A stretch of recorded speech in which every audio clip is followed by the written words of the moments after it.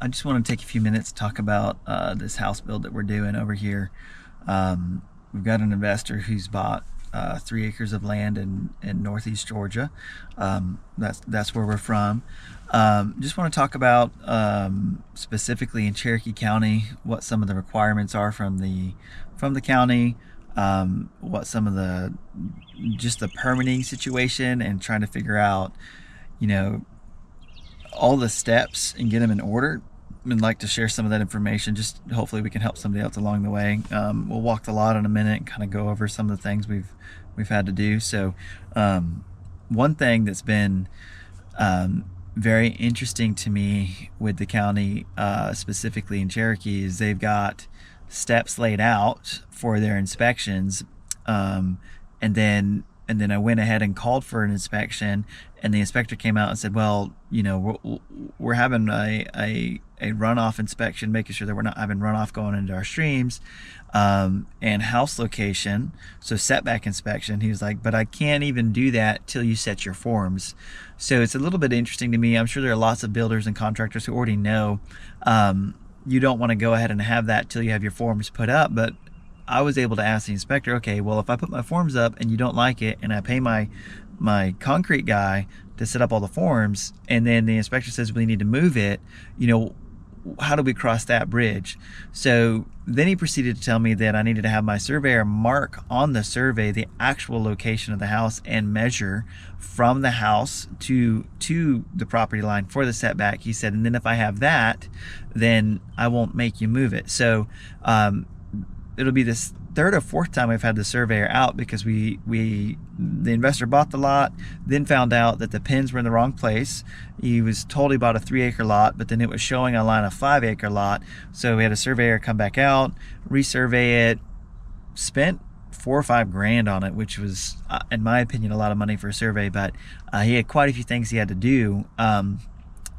And then he even put on the survey the location of the house, but the inspector said because it wasn't listed on the survey actual location, then he had to come back out and redo that. So another $700 later, and we're ready to have them come out and do that. So it's very interesting to me, just the way they have things set up. But going back to kind of some of the steps of inspection is they have setback inspection, runoff inspection, which is your silt fence, and then they have temporary power.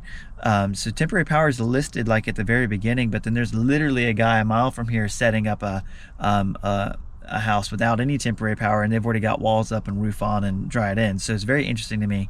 So you don't have to have that in place, but you do need to have your electrician and your plumber, their affidavits in, so that way when you set your form, the concrete guys set the forms, the electrician and plumbers can come out and install their in slab or in grade plumbing or electric. So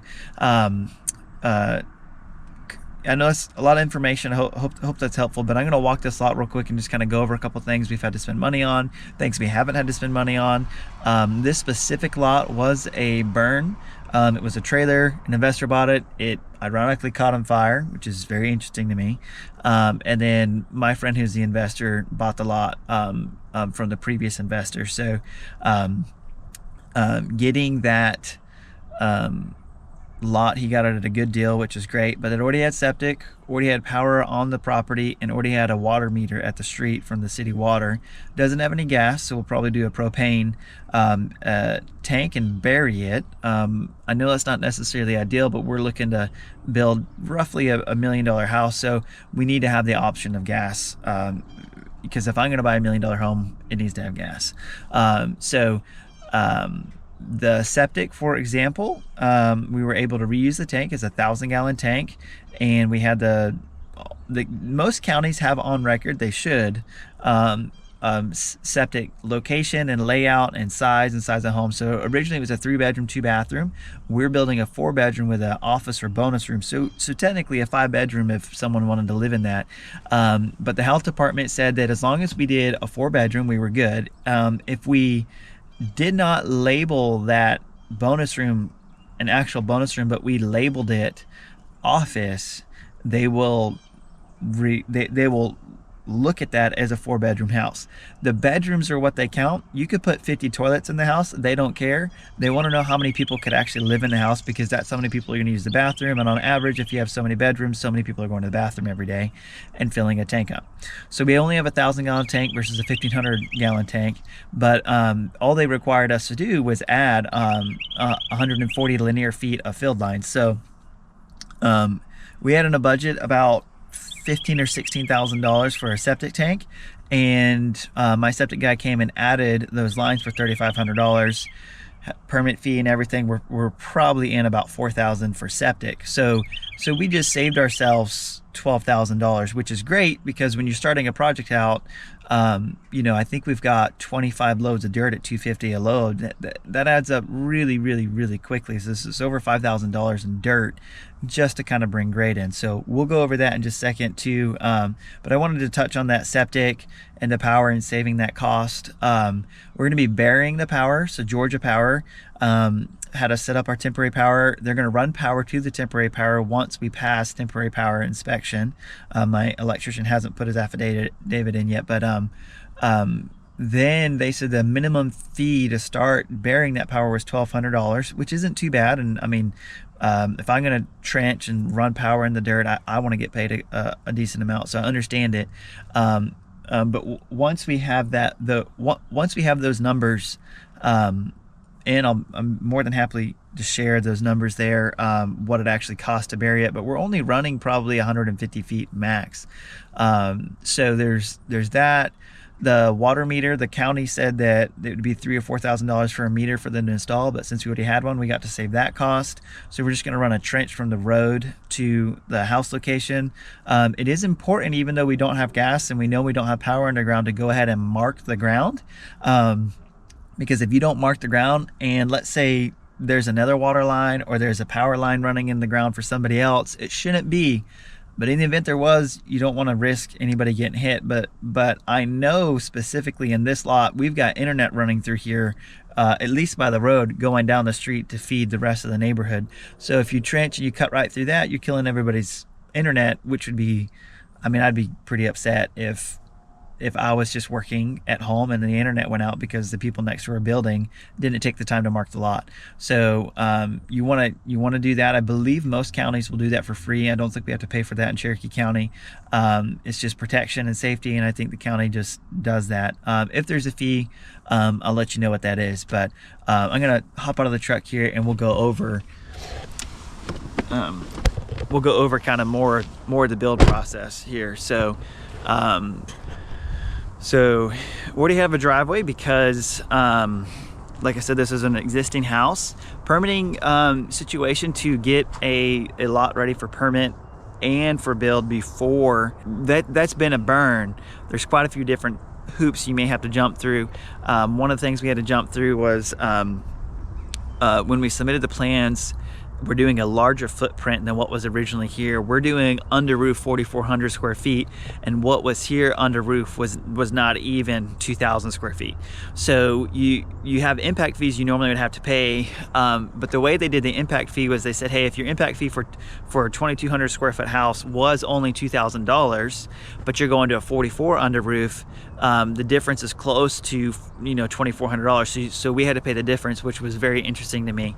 I'm not complaining. It's better than paying $4,400. It's those numbers may not be exactly right, but I'm just using those numbers because it's easy math to give you an idea of what the way that they, I want to say like prorated, maybe that's not the best way to say it, but they just basically said, hey, you need to pay the difference in your impact fee. Even though we already have septic and even though we already have that, I guess it's just environmental cost to make sure that we're not hurting the environment. And I'm all for protecting the environment, but I think some of that kind of stuff is stupid. So so this is the house site right here, right behind me. They finished grading yesterday on that. We've got a pin location over here.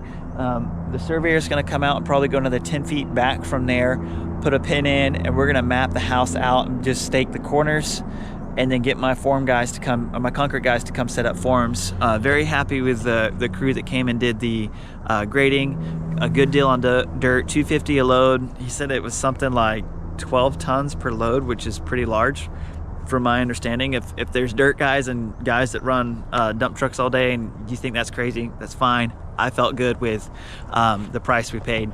So I'm gonna kind of back up over here and show you where septic's at. So as you can see, this lot is pretty flat already. Originally whoever owned this lot before had dug this out and put like a Walmart swimming pool there. So we had a really big dig out right here.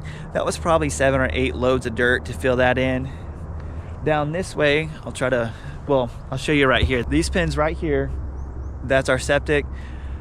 The rule is 10 feet setback from the tank. So the back of the house can be somewhere in here. Our house is gonna come this way and then jet out that way, kind of over there. So I can put that further back, but over here I got to be 10 feet off of it. I can't have concrete on the ground. I can't have a house. So instead of just going 10 feet, I'm going to go 12 feet because if the inspector put his tape on that and we were 1 inch too close or something, he could fail us and make us move everything or go get a variance, and I don't want to do any of that. So I take a foot or two more, just make sure we're safe.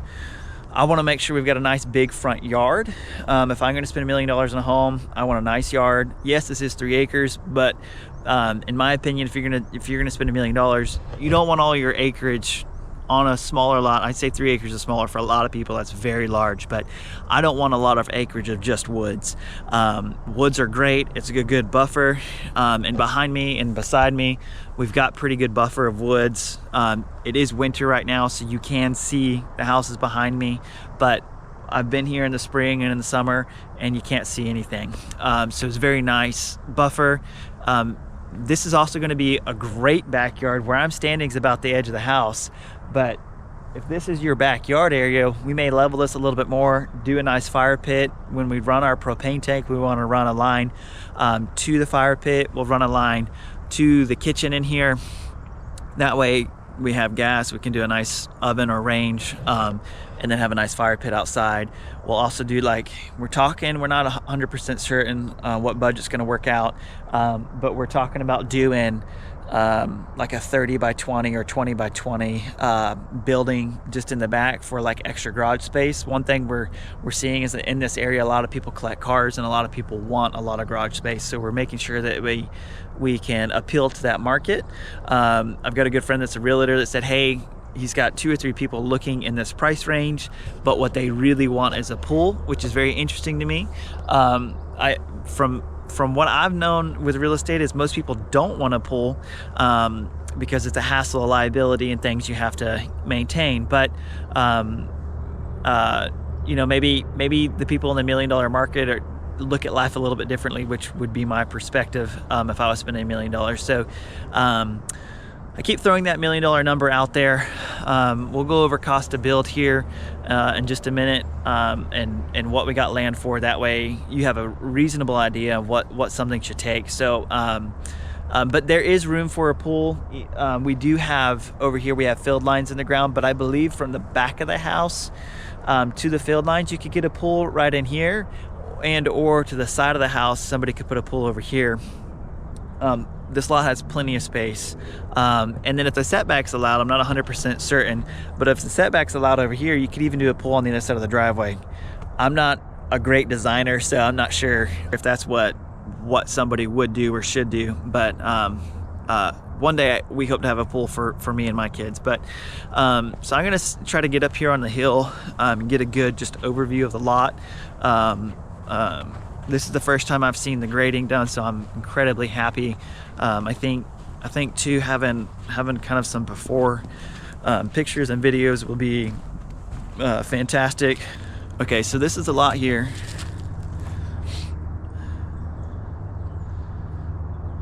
So I am up on the road, and this is on top of a hill, but when you come down this hill, you've got a really, really nice flat lot, probably 1.5 acres of just flat. Where the silt fence is at is pretty close to the property line there, and pretty close to the property line over here.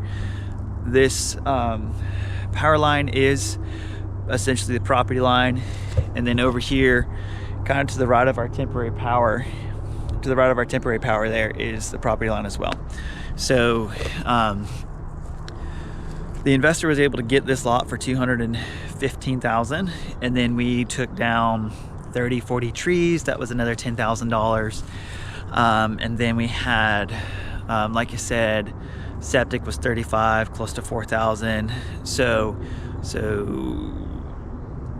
10, 14, so close to 230. We're in it, kind of getting started. So if we've got 240 in, the estimated cost to build this house, like I said, it's around $4,400 under roof. We're looking at about $420 to $435 estimated cost to build. So along the way, I'm going to be tracking this and sharing those numbers. I know there's going to be people that immediately hear that and say there's no way in hell that you're going to be able to do that. We've got a very good lineup of subs. This isn't the first build that we've done, so I'm very excited. It's the first build I've done totally by myself, but it won't be the first build that we've done, with the contractor I'm working under and or the investor. So timing is going to be a big deal, and then as well, what kind of finishes we have. I'm personally going to be doing some of the labor on like the trim work and the cabinets and getting some of those things done, so we're going to get a fair price on those kind of things. But more than anything, I'm excited because the investors brought me in on the back end, so when the house sells, I'll make a percentage as well. So I said 420, 430. It's actually 460 because me and my partner are only charging a 10% cost to build. So cost plus. So if we get in at 400, we're gonna make 40,000, and we'll split that the way the agreement him and I have. If we get in at 460, we'll split that. We'll have at 10% of 460 would be 46,000. So I'm doing that for this investor because I'm getting a nice payout on the back end. I know that's maybe personal information, but again, part of my YouTube channel is I want to share with people how you can make money as a contractor, how you can structure things to get going, how you can become attractive for an investor. Yes, this is me getting started and getting going, and yes, I know that. Like, I talked to another one of my contractor buddies yesterday, and he said that he charges 38% cost plus on a build. I know there's money on the table, but I'm gonna have awesome pictures of this house. I'm gonna be able to advertise based off of building this house and showing people what I can do. So I'm willing to take a hit. I'm young. Long-term goal is what's important. Trying to make $1 on every single job is great, but if you're doing that at the expense of not having work or building a good reputation, you're actually hurting yourself. So this is just a general overview of the process so far with Cherokee County, the process so far of getting a house build going. If you've got investors that want to build for you, jump on it or build with you, and figure out a way you can work with them. Using investors' money that he's got cash makes life so much easier than going through a bank. We can move a little bit faster. I can guarantee my subs that they'll get paid. They'll get a nice probably 80% once they're done, and once we pass inspection, they'll get the rest of the 20% is how we're going to structure that. That keeps subs working for me. That keeps them excited to work for me. They don't have to wait 6 weeks. Probably 2 years ago, I did a really large cabinet job for a builder, and I was able to get some upfront money. That builder, that house was insane. I think they said it was 17,000 square feet under roof. We had 2 kitchens and probably 6 vanities, like bathrooms, and it took me, once we completed, like absolutely done, over 6 weeks to get paid out on it. So not having to do that for people is absolutely huge, and that allows subs to be loyal to me. So having loyal subs is a really big deal. Very, very, very helpful. So you want to take care of people that are working for you. The faster you pay them, the more likely they are to quit doing what they're doing to work for you and to take care of stuff for you. So just keep that in mind. So if you got investors that have cash and you can do these kind of builds with it, jump on it and take advantage of it. You won't be sorry. So yeah, this is the overview of this project. I'm going to call it 1290. That's the street address. We're not going to go over street location, but 1290 build. This is what we're doing. Hope this is helpful. I'm going to keep taking shots and keep coming out here and monitoring, showing you guys how the process is coming. Yeah, hope it's helpful. If it is, please like and subscribe and share it. Have a great one.